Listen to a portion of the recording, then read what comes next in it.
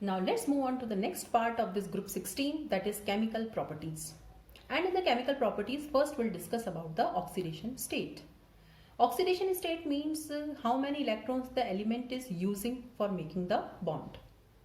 Now, since the group 16 members have the general configuration of NS2NP4, okay, this is the general configuration, means they have 6 electrons in the valence shell. Now there are two possibilities. The first possibility is they can gain 2 electrons to acquire the stable noble gas configuration. So they can show negative oxidation state of -2, or they can lose these 6 electrons, that is they can show an oxidation state of +6 also. So first we'll discuss about the negative oxidation state, that is -2. Oxygen always shows -2 oxidation state because it is the most electronegative element. It is very small in size, so it has more tendency to gain 2 electrons rather than to lose. So oxygen will always show an oxidation state of -1, but few exceptions are there. For example, in case of peroxides, okay, peroxides, the oxidation state is -1. In case of OF2, the oxidation state is +2, and in case of O2F2, the oxidation state is +1. Okay, now peroxides are like this, hydrogen peroxide. So here the oxidation state of oxygen is -1. Now here fluorine is more electronegative, so oxygen will acquire plus charge. Otherwise, oxygen will always show negative oxidation state of -2. Now down the group when we move, that is from oxygen to tellurium, the size increases. Okay, and since the size increases, the electronegativity will decrease. Okay, and if electronegativity decreases, tendency to show -2 oxidation state also decreases. So other members will, sulfur will show sometimes, but other members will rarely show negative oxidation state. Positive oxidation state, since the group 16 members have 6 electrons in the valence shell, the maximum oxidation state they can show is +6. Okay, but sometimes they can also show +2 and +4 oxidation state due to the promotion of electrons to vacant d orbitals. So this is the ground state configuration. Here they can show +2 state. If one electron is excited, they can show +4, and if this electron is also excited, they can show +6 oxidation state. Now trends in the chemical reactivity.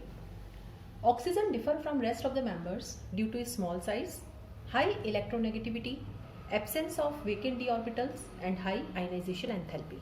Okay, so the first member is quite different from rest of the members. For example, the maximum covalency, we know what is the meaning of covalency? Bond formation, how many bonds it is making. The maximum covalency of oxygen is 4, means oxygen can make a maximum of 4 bonds due to the absence of vacant d orbitals, but the other members can expand their covalence beyond 4 also. For example, we can see SF6 exists. Sulfur can make 6 bonds, but OF6 does not exist. Okay, so this is the case. Now the first is reactivity with hydrogen. Now group 16 members react with hydrogen to form hydrides of the formula H2E, where E stands for element, H2O, H2S, H2SE, H2TE and H2PO. Out of this, water is liquid at room temperature and others are poisonous gases. Now why water is liquid? Because of the presence of intermolecular hydrogen bonding. So whereas the other members will not show this type of H bonding, so water is liquid. Now the second is structure. All these hydrides have this type of structure. For example, this is the structure of water. Now the hybridization is sp3, and because of the presence of 2 lone pairs, the shape is V shape. Here the bond angle is not tetrahedral, it is reduced to 104 degree because of the presence of 2 lone pairs. Now the first point that we have to discuss is, as we move from H2O to H2PO, the bond angle continuously decreases. Okay, now all these have the same type of structure. All these have 2 lone pairs, 2 bond pairs, so bond angle should be same, but from water to H2PO, the bond angle will continuously decrease. For example, in H2O it is 104 degree, Now in H2S it is 92 degree, 91 degree, 90 and like this. So bond angle is continuously decreasing. And what is the reason behind this? This we have learnt earlier also, that from here to here the electronegativity of central atom decreases. So this is clear from this diagram. So here the electronegativity of central atom will decrease. Now these bond pairs will shift away from central atom. If the bond pairs shift away from central atom, the repulsions will decrease and the atoms, the bond angle will also decrease. In case of oxygen, it is most electronegative. So these bonded pairs are towards oxygen. Now repulsion is more, so bond angle is also more. Now let's discuss the characteristics of hydrides. Now as we move from here to here, what happens? The size of element increases. And if size of element increases, the hydrogen and element bond strength will decrease, because hydrogen is very small in size, and if the size of element is more, the bond strength will be less. Therefore thermal stability decreases. Okay, so H2O is most stable and H2PO is least stable.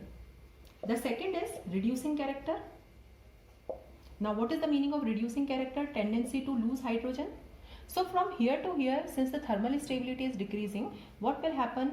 Tendency to lose or to donate hydrogen will increase, or we can say reducing character increases. So H2PO is most reducing in nature.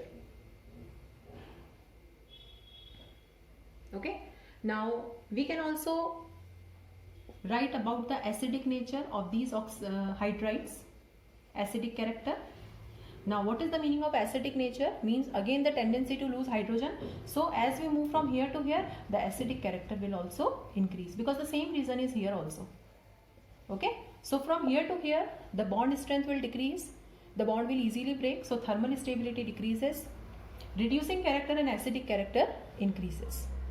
Now the fourth is melting point and boiling point. Now melting point and boiling point generally increase because with the increase in the size, but here one exception is there. Water has higher boiling point, okay, than H2S. And what is the reason behind this? We all know, due to intermolecular H bonding.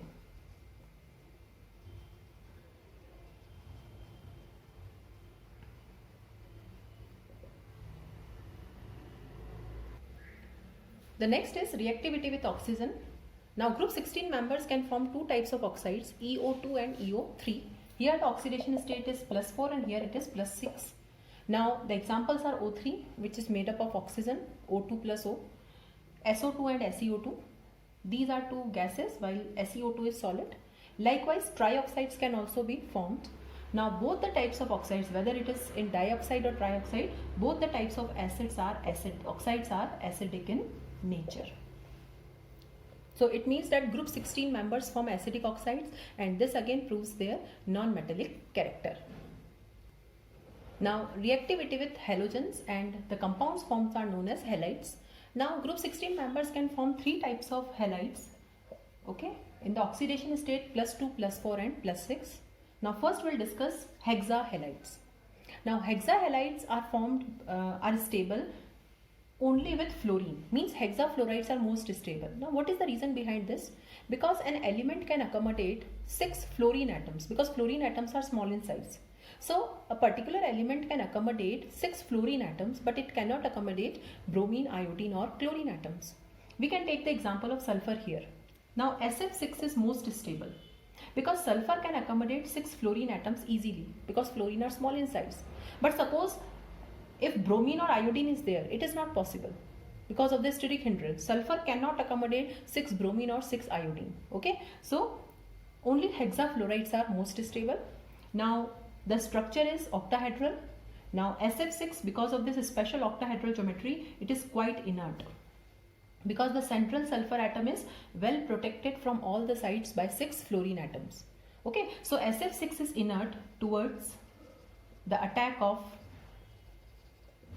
acid, base or water. because of the special octahedral geometry.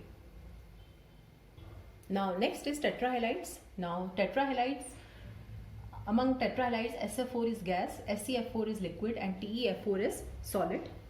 So these have sp3d hybridization. Now you can see it is, the geometry is trigonal bipyramidal, but because of the presence of lone pair the shape is seesaw shape.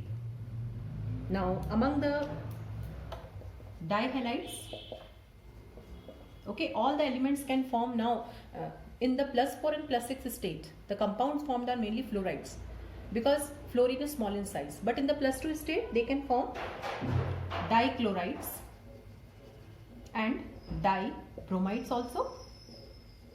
Now suppose we have SCl2, okay, now sulfur can form dichloride. Now it is like this, okay, the hybridization is sp3, okay, and it is angular shape.